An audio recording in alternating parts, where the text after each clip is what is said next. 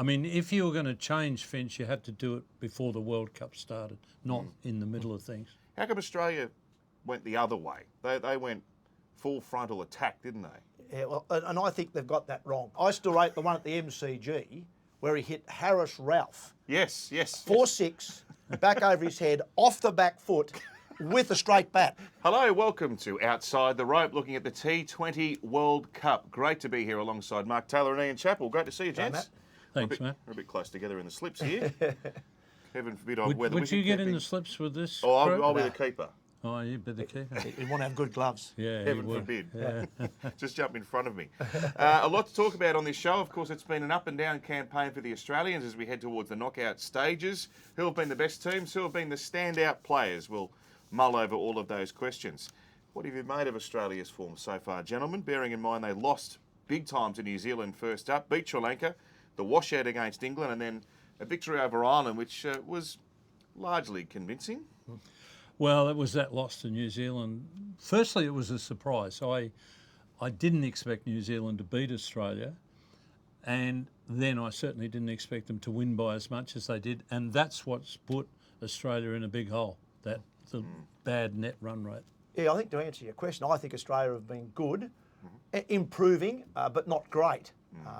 And as Chappelli said, that game against New Zealand has been extremely costly from an Australian point of view, to lose by 89. My co-host on the show at night when we were doing all these games, Steve O'Keefe, put it very well that in this World Cup, it's such short format that you need to win big if you can, but lose small. If you're going to lose a game, don't lose by 89 as Australia did against New Zealand. That has put Australia in a very bad situation now, only one game short of the semis. Yes, indeed. The big game coming up for the Australians Friday night, you'll see it here on 9 against Afghanistan. Aaron Finch, have we seen the last of him? He and Tim David went through some light running drills, and they were only very light running drills. Australia to make a decision on that, we understand, Thursday evening, Sydney time. Marcus Stoinis, though, is being cleared to play. Your thoughts on the possible makeup of the team, firstly? Well, I think if you've got to change captains midstream or near the end, that would be bad news. So I think they try and get Finch in there any way they possibly can. Tim David, I don't think is going to make a hell of a lot of difference who you play there. But Finch, I mean, if you were going to change Finch, you had to do it before the World Cup started, not in the middle of things. I absolutely agree with that. I think they'll be trying to get Aaron to play, well, provided he can at least run maybe 80 to 90% between the wickets. So Tim David, I also agree with Chaps.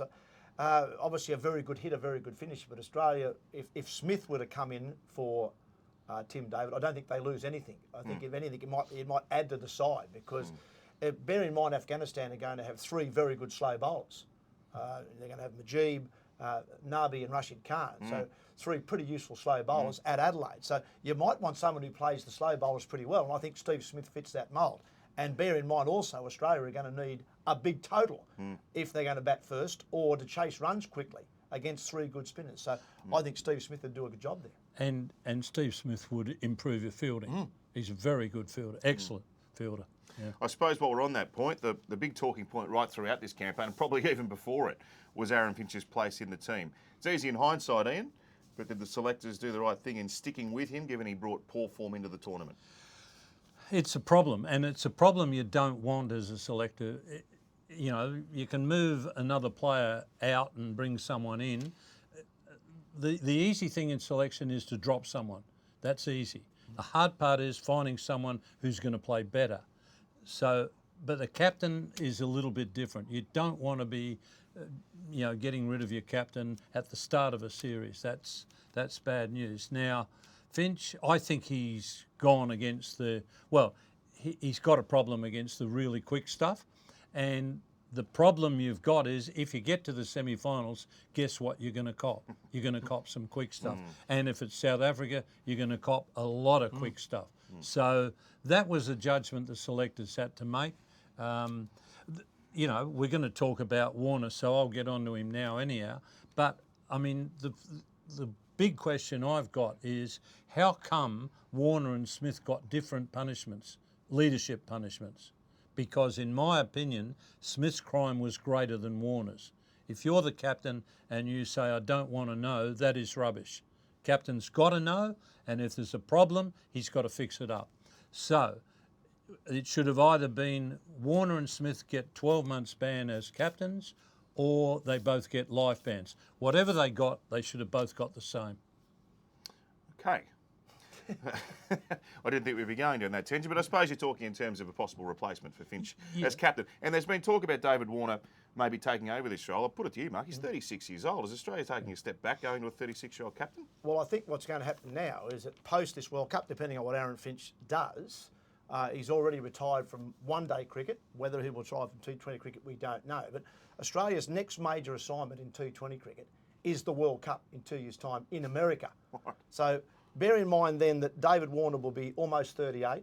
Steve Smith will be 35, nearly 36. Matthew Wade's probably out of contention because he'll be 36 also. I think looking at replacing, say, Aaron Finch in 2 years' time, I think Australia should be looking at the next generation to start rebuilding this side altogether. We've got quite an oldish T20 side that won last year. I think they've got to be looking at someone like potentially a Mitch Marsh, Travis Head if he makes the team, Alex Carey if he takes the gloves, or someone like a Cameron Green, who's obviously in and out of the team at the moment. They're the guys I'd be looking at to be the leader of our T20 side in 2 years' time, because it also gives them an opportunity then to have a look at them as leaders for other formats in the game. Yeah, you got to look ahead, not look backwards. And I only make the point about Warner because it was a dopey decision by Cricket Australia. They might make nice people of themselves and change their mind now, but that's useless because Warner's not going to captain anything. Not for Australia anyhow. Seems like the horse might have bolted there. The question of Smith's an interesting one. And watching the way New Zealand go about their cricket, Kane Williamson is their number 3. He's not a hitter, is he? He's an anchor player that tries to bat the majority of the overs, and the hitters come and bat around him. How come Australia went the other way? They went full frontal attack, didn't they? Yeah, well, and I think they've got that wrong, Australia. I've thought that they've had this idea to play fearless cricket, which seems to be the flavour of the month word at the moment, fearless cricket. And T20 cricket, I suppose, allows you to play that way, or at least think that way. But in Australia, it's still a different game. The bowler is in the game, and we've seen that in this tournament so much more than, say, in Dubai last year or in the IPL, where a lot of people are making a name for themselves. You're playing on, in those sort of conditions, fairly low, slow, flat wickets that turn a little bit. And what generally happens is the quicks you tee off, the first 6 overs you're 60 or 70, and then the slows come in and make a difference in the game. In Australia, as we've seen in this tournament, particularly early summer, there's something in the pitches. And all of a sudden, none for 36 off 6 over power play is a good score. In the IPL, you wouldn't play again if you're opening batsman and it was none for 36 after 6. So I don't think Australia has necessarily adapted to our own conditions as well as we should have. This is a different World Cup, and I like it because the bowlers are in the game. To me, it's far more watchable, like any game of cricket, when the bowlers are in the game. And I think Australia have missed a trick. Virat Kohli's been the player of the tournament so far. And as you say, Kane Williamson plays a role for New Zealand at number 3 where he nicks and nudges it around, and Phillips and Finn and Devon Conway go mad around him. That seems to be the right formula in Australia. Yeah, and Ian, I think the surprise news coming out of the Australian camp is that if Finch doesn't make it to the Afghanistan team, Smith may still be overlooked for Cameron Green at the top of the order. Yeah, I mean, I'm a bit with Mark. And the other thing, and Mark did allude to it, that it's also late October, early November in Australia, which is a hell of a lot different to January in Australia when it's really hot. So the pitchers have all been doing a bit. And Smith's a very good player. And why is he a very good player? Because he's smart. And I've always said a good cricketer is a good cricketer. All you got to do is tell him, this game's going 5 days. This game's going 50 overs. This game's going 20 overs. And he will then, if he's a very good cricketer, he'll adjust his thinking to the tournament. And that's what I think Steve Smith would have done. And I think it's a very good point you make about New Zealand and Williamson. And I think that Smith could have replicated that role in the Australian side. So we're saying it's a mistake that Smith's been on the bench for the tournament, in your opinion? Oh, I believe so, yes. Yeah. Well, you look at Tim David, he's obviously the one who's taken Steve Smith's spot. and he's an out-and-out hitter. Yeah. You know, strike rate of about 160 in T20 cricket. So obviously he can whack them, but he's not getting opportunities. What we do need, and what we certainly needed against New Zealand in that first game, was someone to come in and say, hey, these guys are bowling well. It's a bit of swing, there's a bit of movement. I've just got to be here and give ourselves a chance to win the game at the back end rather than be bowled out for 111 chasing 200. Yeah. And I think the other point is, what has Tim David done at international level? And that sometimes selectors make dopey decisions because they pick people on domestic form. And I think, India's a classic example. I mean, they're picking Dinesh Karthik ahead of Rishabh Pant. Ridiculous. I didn't think he was in the squad. Rishabh Pant should be playing every game, but that's a tendency. So, I'd have been saying, well, let's wait on Tim David. Let's play him after the World Cup in some international matches, and let's see if he can belt them around now, and not just belt the average 120 kilometre guys. Can he belt the 150, 155? You try belting them around. That ain't so easy. Different conditions. Yeah. Now, you mentioned Virat Kohli's been the player of the tournament, Mark. I reckon he's played the best shot I've nearly ever seen against Bangladesh. Against Bangladesh. Or the shot last night. The on drive. He's played a whole range of them. I still rate the one at the MCG where he hit Harris Ralph. Yes. 4-6, back over his head, off the back foot, with a straight bat. And he doesn't normally hit a lot of sixes. No, you try and do that at home. You get a bat out, try and play off the back foot and hit a six. Now, people say the MCG is shorter, straighter. It is. That ball still went about 90 metres. He's bowling 155 k's an hour, too. I still cannot work out now how that ball went for six. Yeah.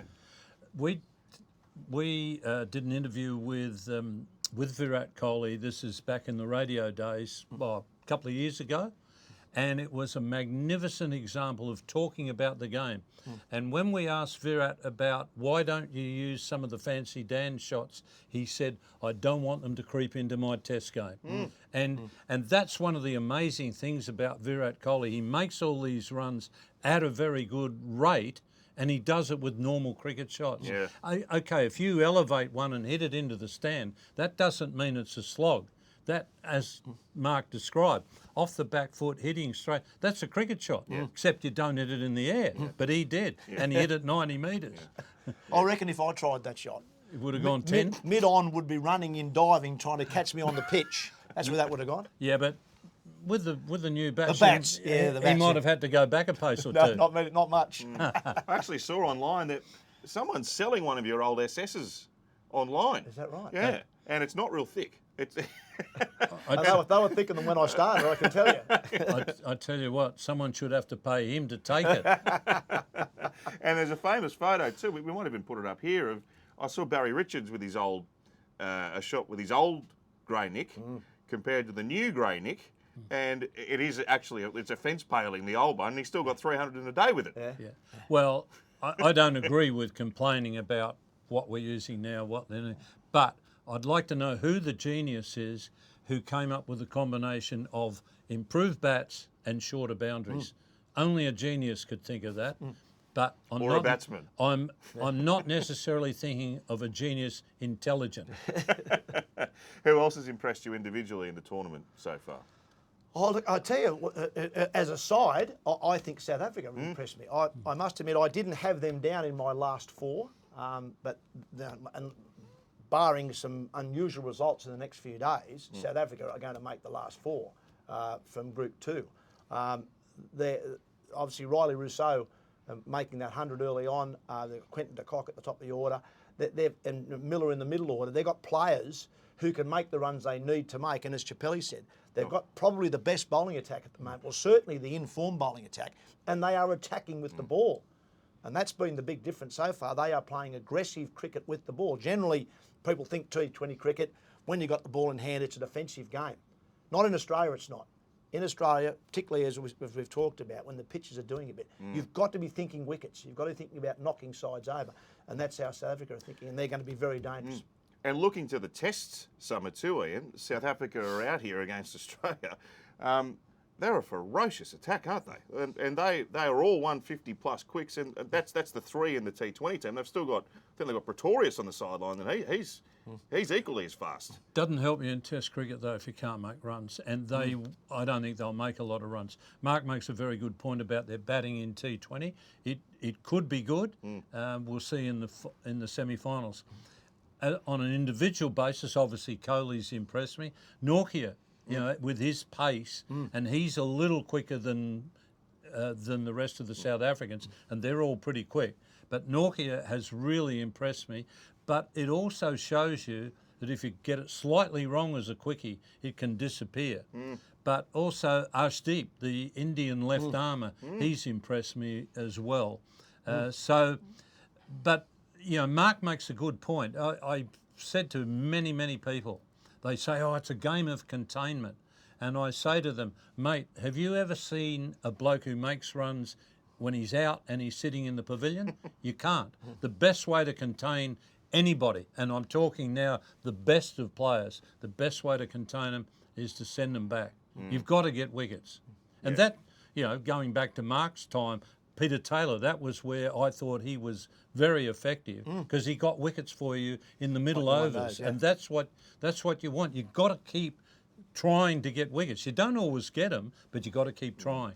On the subject of the Test summer, the West Indies are the other team out here. I think the Test starts on November 30, the first Test of the summer, but a team that has shown great improvement in T20. They bombed out of this World Cup quite miserably. They were disappointing, but they were disappointing before they got here. They had players missing planes and changing their side, up to 48 hours from their first game, and then to finish last in their pool, in Pool B, I think it was, to only get one win out of their three games. It was extremely disappointing for West Indies cricket, and that's the problem that West Indies cricket have at the moment. They've got players who obviously trying to make a living out of being cricketers. So they're off signing deals with IPLs, PPLs, any BL they can find because that's where the money is, and therefore they're not available to play for the West Indies. So in the Test matches, I expect Australia to beat the West Indies and beat them comfortably in the Test matches. Yeah, I suppose T20 has been a conduit though for somewhat of a resurgence for West Indies cricket, Ian. So this is a big blow in that respect as well. Yeah, they've certainly been the most disappointing to lose, to not even qualify. That was ridiculous. Of the teams who have qualified, the team that's disappointed me the most has been Pakistan because, Pakistan, India, that was always going to be a huge clash and they only just lost that. The first thing that disappointed me was they lost it the same way as they've always lost, going back even to the time when I played, by panicking. They've always panicked, and they panicked that day, but they only lost by a run. But to lose the game that they lost against Zimbabwe, that was ridiculous. Pakistan have got a very good pace attack. They've got some good batsmen. They've got some good spinners. They shouldn't be losing to Zimbabwe. Yeah, although they were one of the teams that featured in probably the highlight so far of the T20 World Cup, the full house at the MCG, and Virat Kohli's remarkable innings to win the game for India.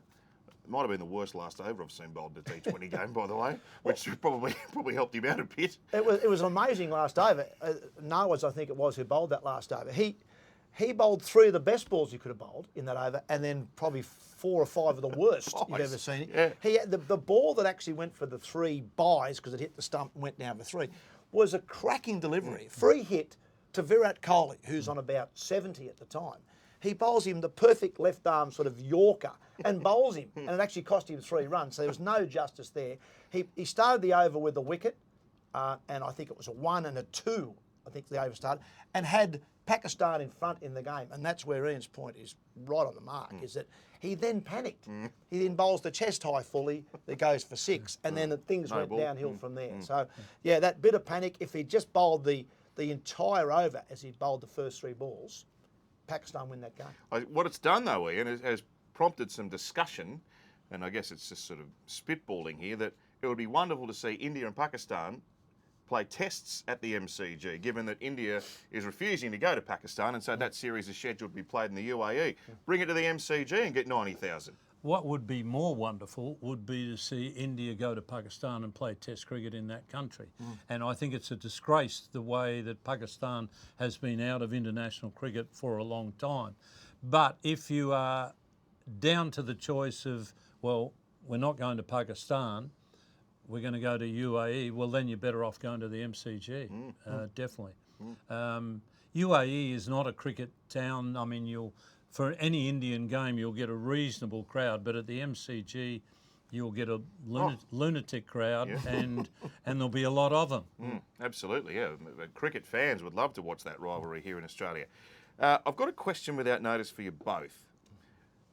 From your era, who would have been the gun 2020 player? Now, you captained some guys who did play 2020, but of the guys who didn't get the chance, who are you thinking would have So absolutely... I've got to leave myself out of this, have I? Well, I mean, you'd be $1 million plus in the IPL. That'd be a good selection. Oh, well, obviously I played I played a little bit with Gilly. First came in, and obviously people have seen a little bit of Gilly in T20, but not much. Of the guys who didn't play? It didn't play. Well, I think you'd find, once again, on Chappelle's point, people like Mark Waugh would have been a very good T20 cricketer because he's got the three skills. Outstanding batsman, great field, and could bowl a bit of seam up, bit of spin. He could do anything. So, as Chappelle rightfully points out, if you're told that that's the game that's going to be of today, good players will adapt and play that game very well. So he's one that comes to mind straight away. What about you? Oh, Viv would be certainly T20. I mean, he'd be top of the auction, wouldn't he? Yeah. I mean, that's simple to pick Viv. If you're asking me someone from Australia, I'd say Gary Gilmore because, again, he can do all three things. Gary he could swing the ball around everywhere. He could catch. You can put him anywhere. Put him in the outfield. Put him in the slips. Put him at leg slip. Put him anywhere. He'll catch him. And he was a dangerous hitter. I mean, he made Shield centuries. He made one Test century, but he could hit the ball out of the park, and that's with those old bats. So give him a new bat, and so Gus Gilmore would have been a terrific T20 player. What about Dougie Waters? Sure, he'd have loved it too. Wouldn't he? Shorter game as well. Okay, yes, he would have. Far more sociable. But you would have had to have been finished dot on time. Good to see you. Otherwise, you're eating into drinking time. But just to make a sensible point about Doug, Doug got 100 against Central Districts at the Hamilton ground in New Zealand. And that was one of the bigger New Zealand grounds at the time. Doug got 100 in a session, hit 1-4. Wow. He ran twos all day. And that's what Doug would have done in T20. Doug would have looked around and seen where the area was. Over there, boom, two. And, that's what made Doug, I mean, there's a lot of things that made him a great player.